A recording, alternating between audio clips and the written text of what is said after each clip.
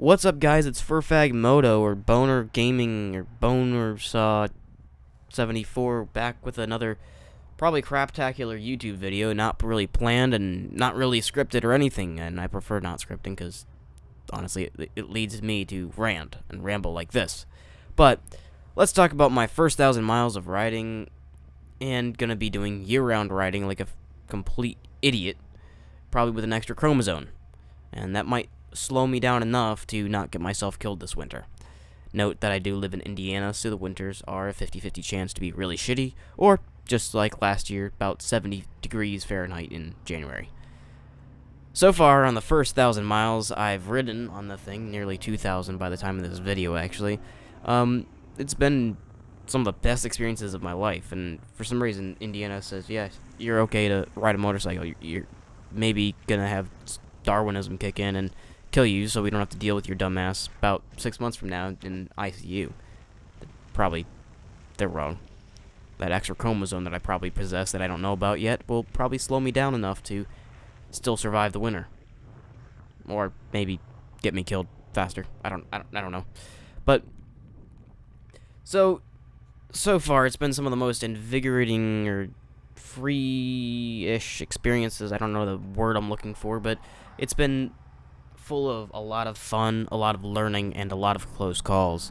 In the period of 2 months, I think I've had 15 or 20 close calls, and that's not me like going ridiculously fast or anything. It's just people don't see us going down the highway, they don't see us going down the road, they don't even notice us. Even if you're in high-vis gear, I found that high-vis gear makes next to no difference really when it comes to the person who's not going to notice you in the first place, regardless of you on a motorcycle or you in a car. And I have had 2 extremely close calls. One that was actually 3. One by a high schooler punk who just didn't even stop and didn't even, I think he was on his phone actually, missed me by about 2 feet, and I had to lock my back brakes. And another one where I had to almost get hit by a fucker. And another one where a guy actually stopped and had a responsible conversation with me, and it actually was a good experience considering that he almost killed me going on the highway at about 70 miles per hour, and he merges into my lane without even looking.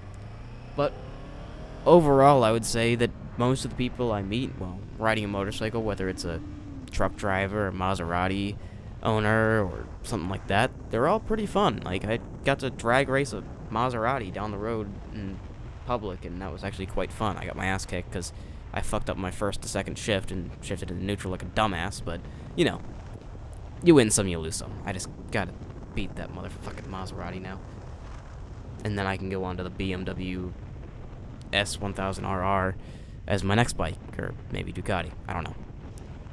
But anyway, so it's been one of the funnest things I've ever done with my life, and I strongly recommend, if you know anyone with a motorcycle, learning at least what it's like to ride, and riding in a closed scenario like a parking lot or something that's not busy or anything, because it's definitely a free feeling experience. You feel so free and energized on a motorcycle. Now, the power does go to your head, and you do end up going 160 miles per hour down an unmarked country road, and if a cop sees you, he's probably going to just fuck all and just let you go, because he knows you're gone by the time he can even get going. But regardless, it's definitely one of the best things I've done. Now, going into winter, as it has been about the high 30s lately here, it's definitely a change of experience where I'm having to figure out what all gear I need, and I've figured out heated handle grips are probably a must. And a lot of motorcycle dealers I've talked to in the area have said, yeah, you probably should. Excuse me, you probably should. But I also need a new helmet, better riding pants, riding boots. I got the riding jacket, but I need one that's a little more windproof and winter ready. But, you know, about $10,000 later I'll be ready for actual winter riding. But, you know, every motorcyclist is like worse than a chick in a mall. You just see the new helmet that comes out, or the new Ducati Biscotti that comes out. Yeah, me noob. And you find that you've blown more than your life savings and your kid's college fund and everything else that you own, including your mortgage on your house. Now, coming from one novice winter rider to another, if you're watching this and this is going to be your first winter riding, do your research for your area. I still have to do a lot more research for my area. I'm not going to say any way, shape, or form I am an expert in what I'm talking about yet. I'm probably one of the least educated people in my area on what it's like to ride in the winter. Yet, I'm pretty sure I can kind of survive, hopefully, with maybe minor frostbite. Hopefully. But just research your area, figure out what gear would be best, talk to a lot of motorcycle dealers. I still have to get a fair share of gear for myself, and meanwhile, winter riding is probably one of the harder things on your bike, so plan to give her the good old rub-a-dub-dub quite regularly. One of my friends who rides year-round, he says do it about every 3 days if you're going to actually ride when they have a lot of salt on the road, because that will destroy your aluminum frame pretty bad if you're not careful. But having the right gear, the right stuff to get noticed and all that is also an important thing. And also, popping wheelies on ice is probably one of the least advisable things. I could recommend never doing it myself, but it just sounds like a completely terrible, asinine idea from the start, just by saying wheelies and ice in the same sentence. That seems like it's just asking for your bike to get wrecked.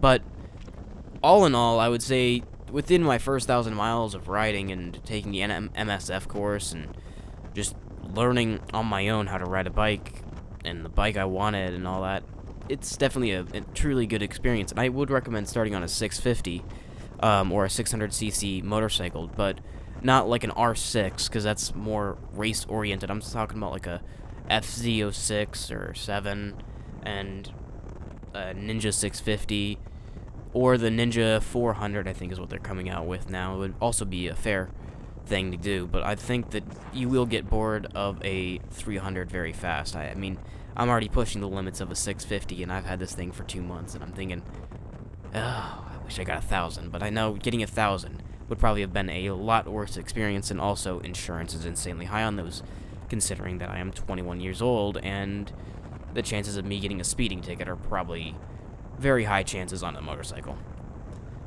Now, final summation of this whole rant, this horribly organized video, if you've still decided to watch it, I do recommend getting a camera for it, not just to upload to YouTube, but for insurance purposes in case anyone hits you or something, or you have to slide or lay it down because someone pulls in front of you or something like that. It's just a good way to prove to insurance, and if that person runs, your GoPro catches the camera angle on their license plate, they're good.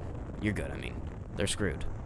But final summation of it all being a horribly organized video that I probably shouldn't have uploaded, but I know I've been wanting to get this one out, but I haven't been able to organize it.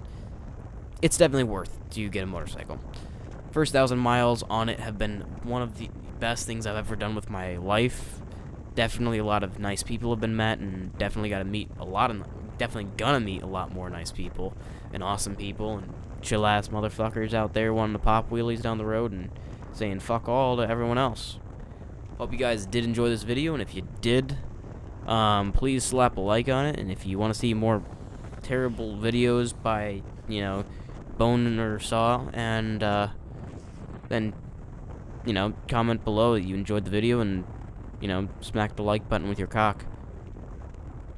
I know you want to. Peace, peace.